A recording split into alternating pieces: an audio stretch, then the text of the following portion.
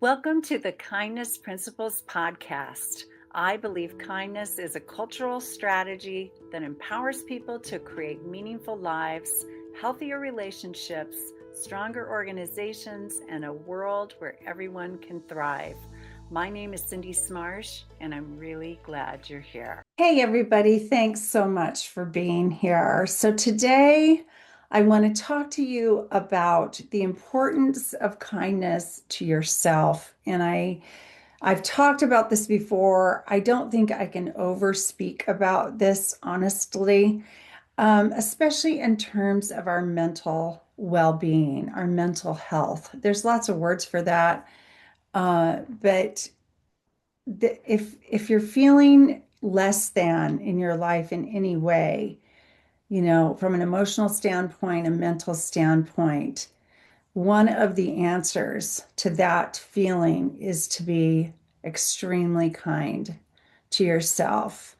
And even though I've spent my entire career helping other people have better lives personally and professionally, I have actually struggled to be really kind to myself in times when I feel less than, and I just need to be kind to myself.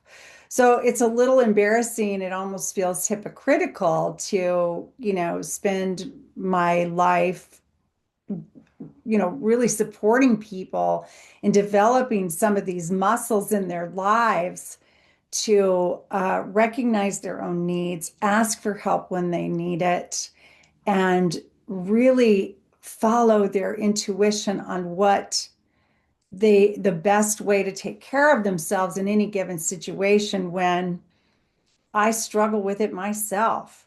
Like I met with a friend over the weekend for coffee per se. I don't drink coffee, I drink tea, but he and I were talking about this and how good we are at giving. Like we enjoy giving. It's such a blessing to give. It's fun and it's great to be supportive of other people. I love it. I love it on a personal level and I love it on a professional level. And we both talked about the struggle to let ourselves receive, like to just let ourselves receive, which is really interesting.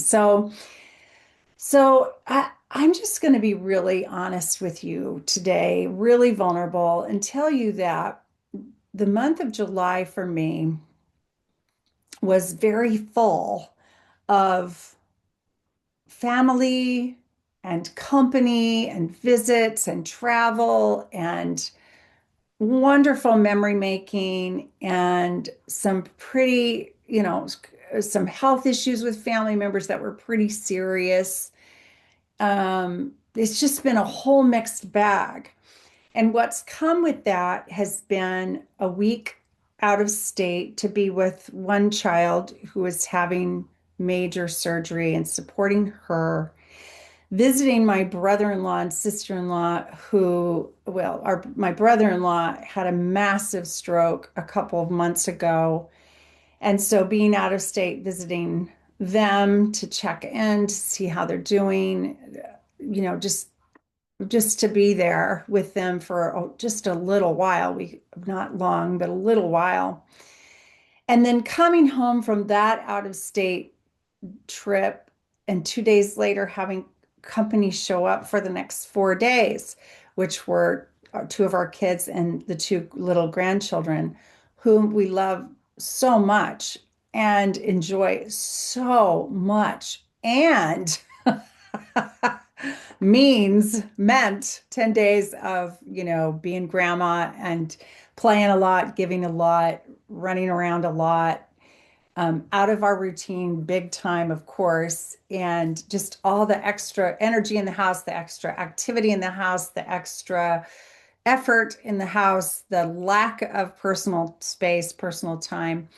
Not that I'm complaining. I would want any of our kids to come back again and again and again and again, or our family and friends, don't get me wrong. But when they left, you know, I was exhausted. Now, imagine this about 3 weeks of the month, was occupied by personal visits, travel, company, and so forth. And I'm still trying to run a full-time business. My husband's still trying to work full-time. We have a 10-acre property we're trying to take care of. I'm very involved in my spiritual community. We have full lives, which is wonderful. But trying to keep up everything, even keep the house clean, keep the toilets clean, and food. It got tiring.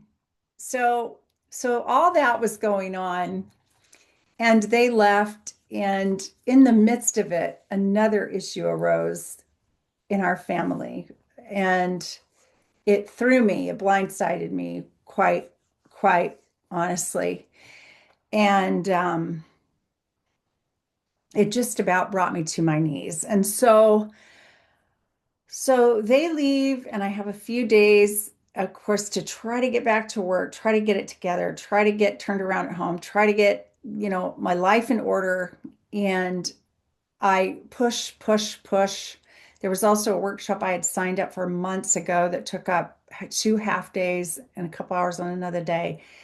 And so I just was just out of steam, emotionally drained, physically tired, mentally struggling. And so I finally let myself take a mental health day.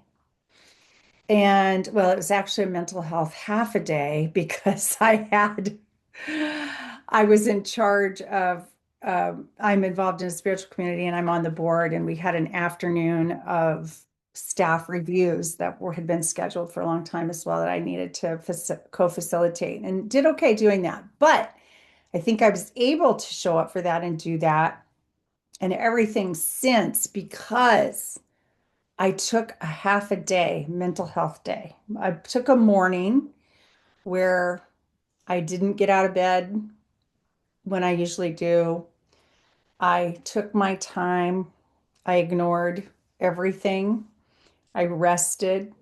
I did relaxing things for me. I um, I slept longer than normal. I spent some time in nature. I love adult coloring books. I have a coloring book and I find it so comforting and soothing and calming to color. I just took a breath, a big, long, I guess about a 3.5, 4 hour breath that I hadn't taken in I don't know how long. And this, my friends, was kind. Yes, emails have been ignored. Yes, I'm behind in communicating with some people about certain things. Yes, I have a stack of work waiting for me that could have used attention on that day. However, if I would have tried to push through yet another day, yet another thing, yet another list, yet another thing, as drained as I was physically and emotionally and mentally, the work wouldn't have been good. It wouldn't have been quality communication. It would have been very compromised. And then I would have been even more spent and even less capable of getting on to the next things. And so I am so grateful I let myself do that. And of course, oh, excuse me, yawning today. It's Monday at the time of this recording.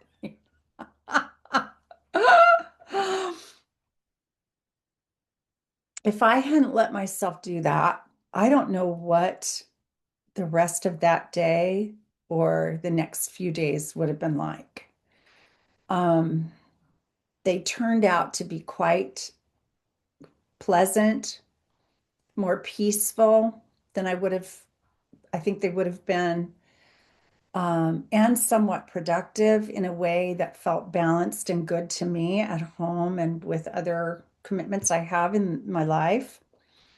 And I'm handling the family issue, I'm happy to say, quite well, really quite well, for as serious as it feels. I feel like I'm keeping it in perspective. I'm engaging in my spiritual practices. I'm leaning in to the tools that I teach other people to handle their mental health or their personal development or their relationship issues or their life experiences that blindside them.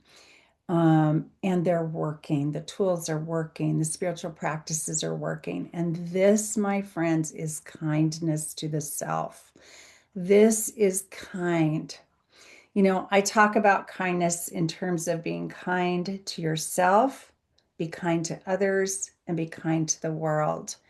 And it starts with being kind to yourself. When you're kind to yourself and keep yourself in a good state, a good frame of mind, um, a good emotionally balanced and so forth, and feeling good physically, when you're kind to yourself in that way, we're much more equipped to be kind to others and kind to the world. The ripple effect is very positive.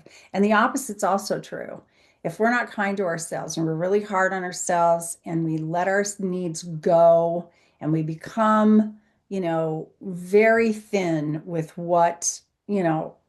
we're lacking energy, we're lacking, um, you know, um, strength, we're not going to serve others or the world. We're not going to show up as well, not nearly as well as we're capable of. And so, anytime, join me, won't you? Anytime you feel like, oh, I really want to, you know, not clean the house this week. I'd rather, play out, go do a round of golf with my friends. Please go do what feels better to you, what feels more relaxing, what feels more fun, what feels more energizing and rejuvenating.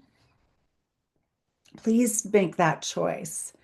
Or if you have the choice between time with others and time just with yourself, and the time with yourself actually feels like the most healthy choice you can make this time, please let yourself do that and graciously decline the invitation. Whatever it looks like for you, whatever kindness to yourself looks like. So I don't care who you are, what age you are, how busy or non-busy you are, whether you have 1,000 things to do or nothing today, please be kind to you today and every day. And I will commit to the same. And let's just watch what great things can come from that. And I'll talk to you again soon. Bye bye. Thank you so much for being here. Please like and subscribe to our show and share this episode with anyone who can benefit. If you'd like to learn more about how the kindness principles can change your life, please DM me on LinkedIn.